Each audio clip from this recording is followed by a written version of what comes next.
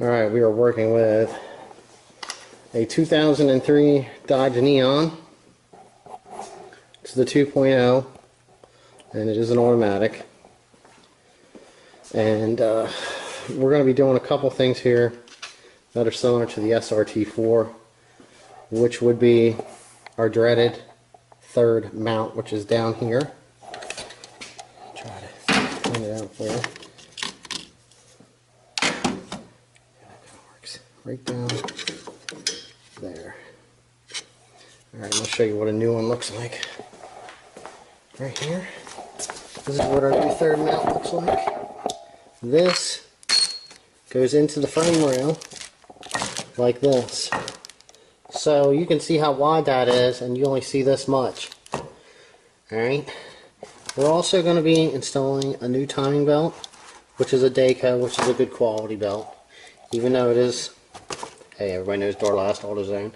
And we have a radiator here we're going to be installing because they're known for going bad inside and the coolant ends up mixing. So that's why we're sticking a radiator in. But anyway, I wanted to get back to showing you this. The width of this thing, you have to ask yourself,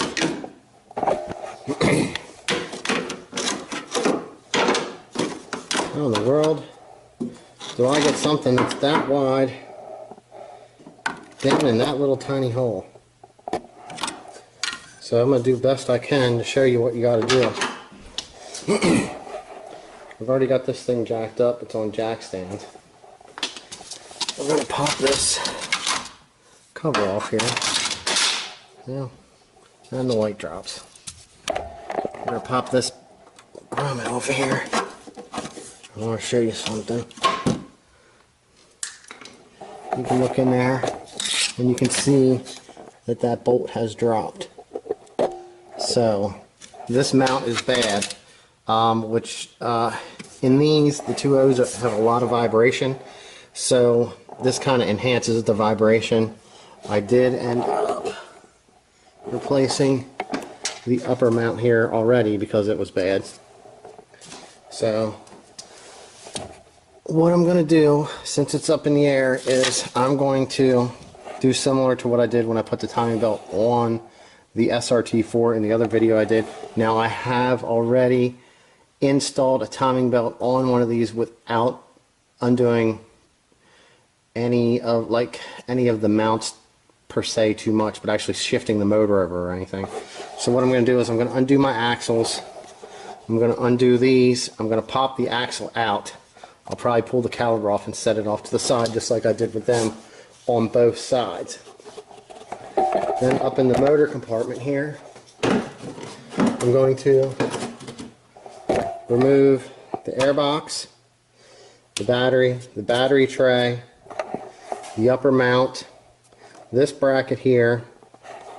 I'm going to get that stuff out of the way.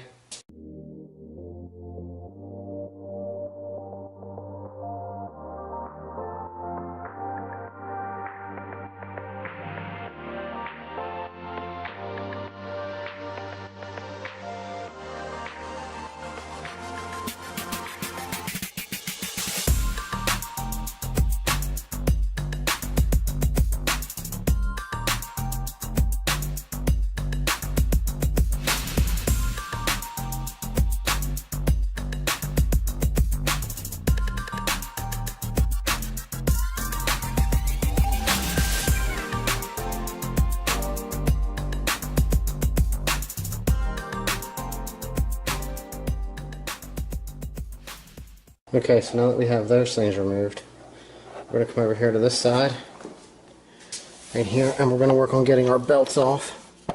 And we're over here, we're going to take this bracket off here. That way it's out of the way. And we're going to get down in here.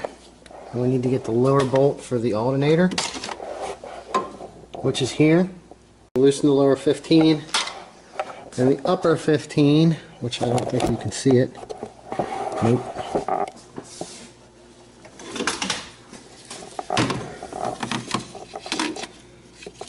Still can't see it through the hoses. It's right here. We'll loosen that, and then right here is a 13 mil, which applies the tension for this belt. So that's what we're going to get done here now. I did want to add that removing these belts is not necessary for installation of the third mount. Like I said before, for the third mount, we're going to have to undo our axles, undo these, and lay our brake caliper off to the side and pop our axle out. That way we can shift the motor from side to side. We will have to undo our lower motor mount also.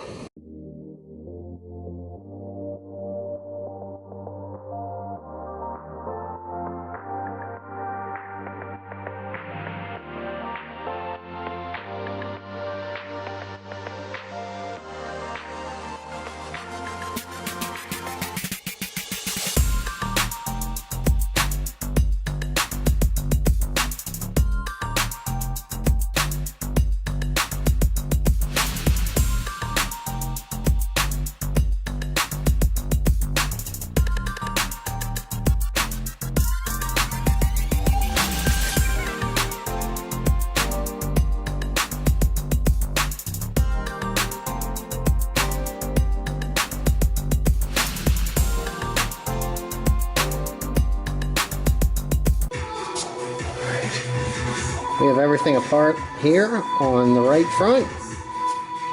I want to get this axle loose so that when I want to get the mount out, I got to move the motor over that way. So the lower mount's off, our upper mount is off.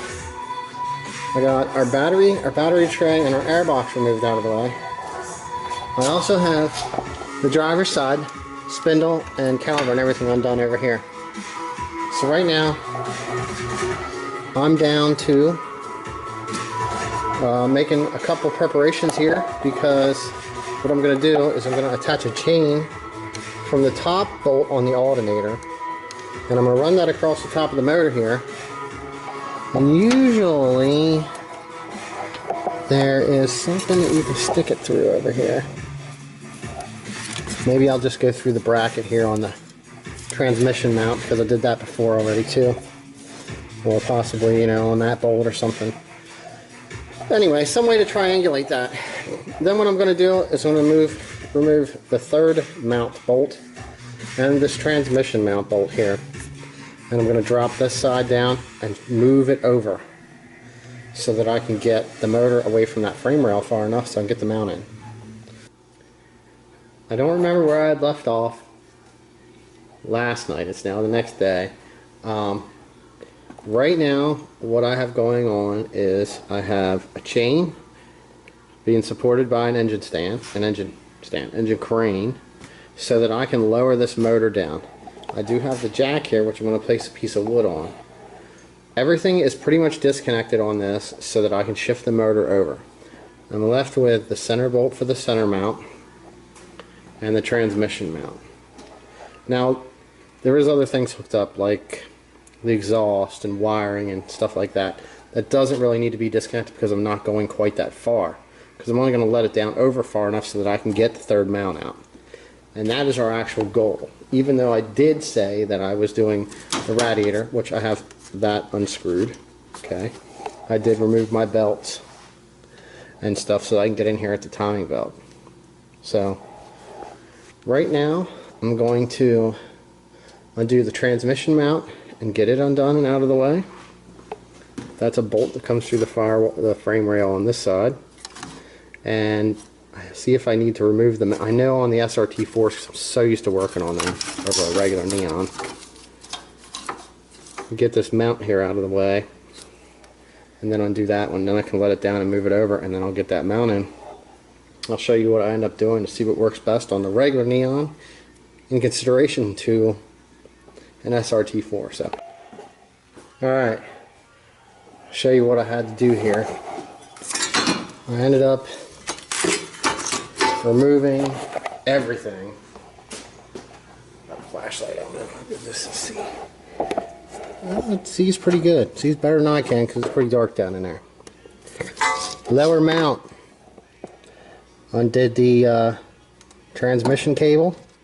The 4 bolts that hold it in here, seeing this is an automatic. And 1 bolt back here. So this was out of the way. I had to undo this battery tray bracket so that I could get the mount out. So the mount was out of the way so that we could get a little bit of movement here to the passenger side.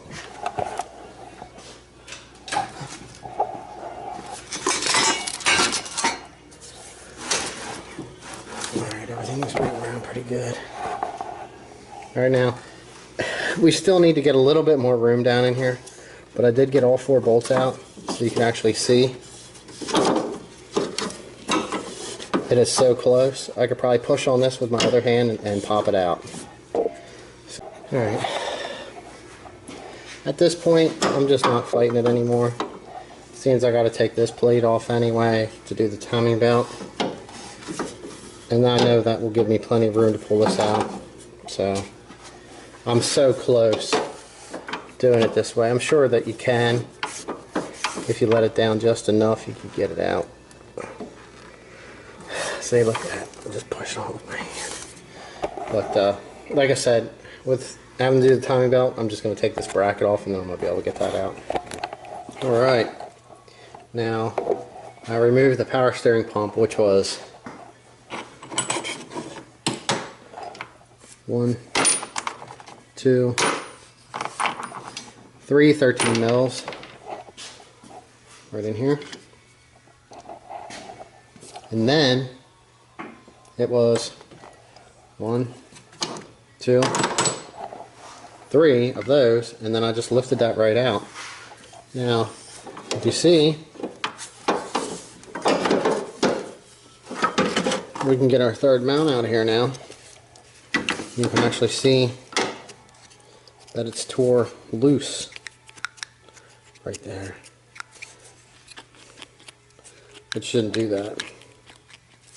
So now that we have this out, that's basically what you need to do.